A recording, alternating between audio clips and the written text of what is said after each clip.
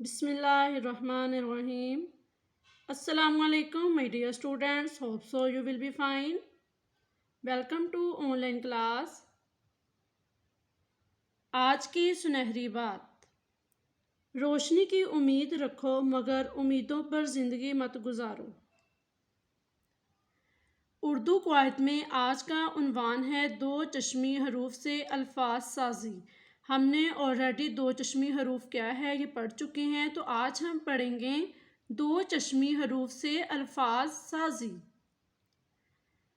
تدریسی مقاصد: بچوں کو اردو قواعد سے آگاہ کرنا، بچوں کو اس قابل بنانا کہ وہ دو چشمی الفاظ کے بارے میں اور ان سے الفاظ کے استعمال سے واقفیت حاصل کر سکیں، دو چشمی حروف سے الفاظ بنا سکیں. یہ ہم نے آلریڈی کر لیے تھے دو چشمی حروف.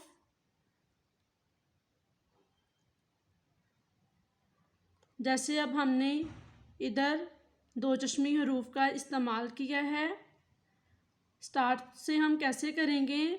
کھجور ہے یہ کاف ہے یعنی کہ دو چشمی ہے.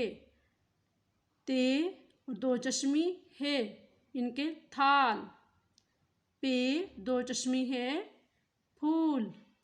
گاف دو چشمی ہے گھر، یعنی کہ ہم نے یہ ان کی ابتدائی شکل کی ہے سب کی. اور یہ کیا ہے؟ ٹھیلا، یعنی ٹے اور دو چشمی ہے ٹھیلا.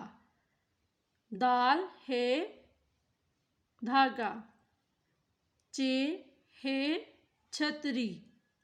ڈال ہے دو چشمی ہے ڈھول، یعنی کہ ان حروف کی ابتدائی شکل یہ بنے گی.